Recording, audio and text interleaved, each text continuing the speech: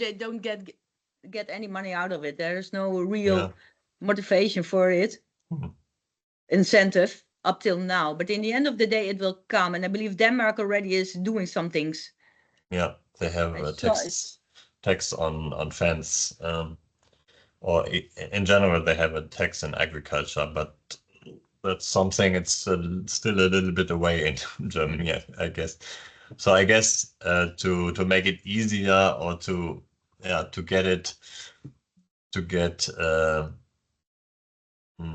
the farmers to do it, it's easier to give them money instead of taxing them for polluting environment. So I think that will be done in Germany. So give them subsidies. I have a question here from Bernard Schwigler, and he is asking, are there problems with seawater salt in the underground? For Friesland, I know the peatland or rewetted peatland can function as a counterbalance, but how is this situation in Germany?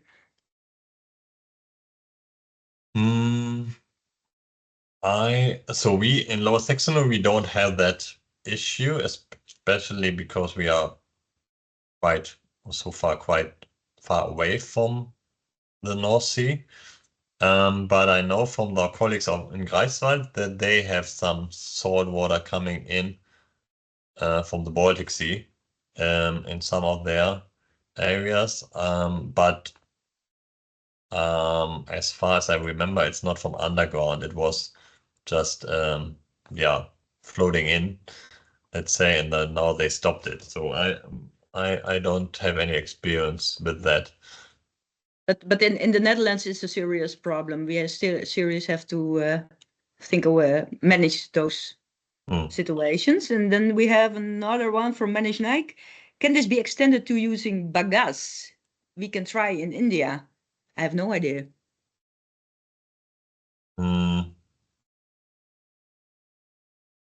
You? Yeah. Yeah. If I see this, I of course first think to use it in substrates, because coconut and wood is already used there in a quite large share. Coconut husk, I think had probably similar properties as wood fiber, and wood fiber is also used as a loose insulation material. Why not? Maybe it's also good to know, we even combined loose typha with loose wood fibers to reduce the compression or the shrinking in the walls. Okay. Well, yeah, it depends a bit on the property and how you process it, probably. Yeah, probably, yeah. Then we have another one, Bente Muller. Who in the value chain could produce building materials? So, well, in our value chain at the moment, a building construction company is doing it, but we also are in a project for a pilot to make a small pilot production street for the test. And if you can, in the end of the day, scale this one up, then you have a new chain, probably. Yeah. That's the idea. Yeah, we have, so we work in the Paludian Markt with Dirk Reisma, Paludian Bau, that project, and also with another Terhalle, German company. But in the Roni project, it's also thanks to, so they will build board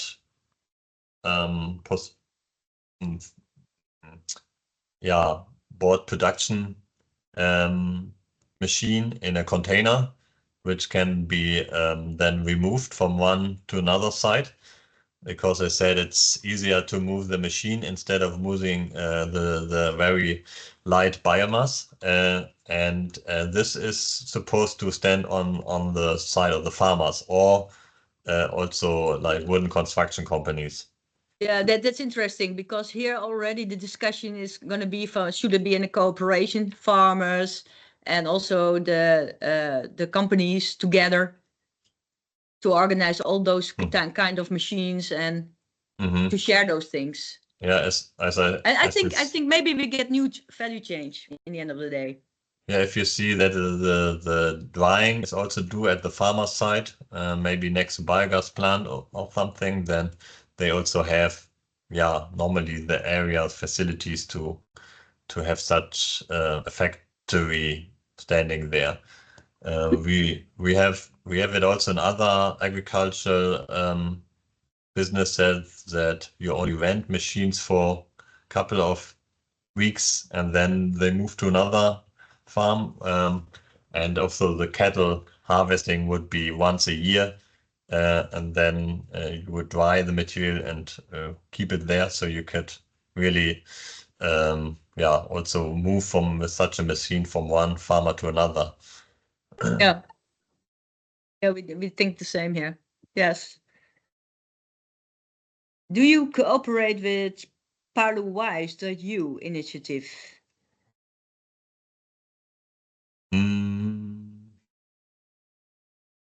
Not Is yet, but I think I know the. Is that a Horizon program? Yeah, we have this Paludi demo, which is I think Yes.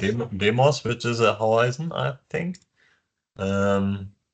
Because we are also on that project, but I'm not sure if this one is also connected to that one. It's okay. I see one of the partners is University of Greifswald and Sukus Foundation, are unveiling also. And our new leader, Jessica Meisner of the Paludi Competence Center, she worked for Suku Foundation before, so she's quite connected to them. But we have not been involved so far in meetings or in others, but we have a regular exchange with University of Greifswald and Suku Foundation and meet from time to time. And next week, of course, in the big Paludiculture conference in Greifswald. Yes. Well, but in the end of the day, it's still a small world, so we are connected very quickly. Yeah. How can we stay in contact with you after the webinar? Well, actually, Biocentrum email credentials are online. Dryan, the same, I think. So yes. feel free to mail or whatsoever.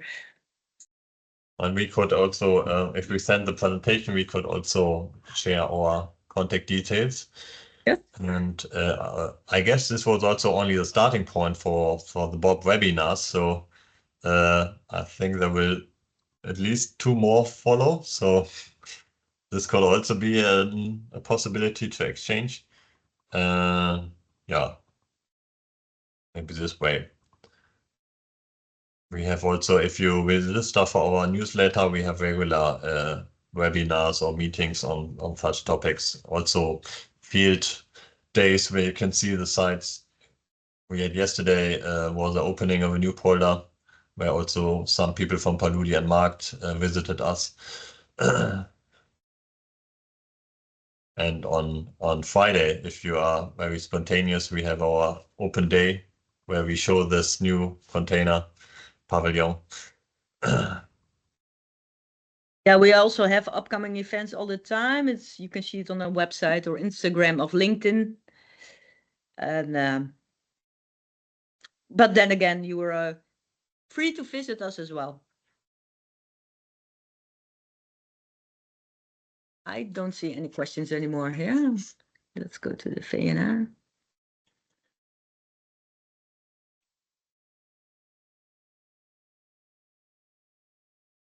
I think we all had them. So well then, Jan. I think we were. Yeah, I'm sorry that I was too late. There's technical issues.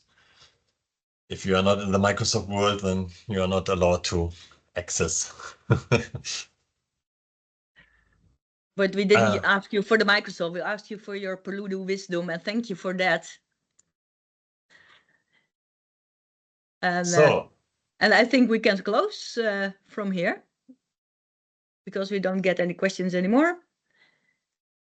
If somebody is closing the meeting, or do we have to do that?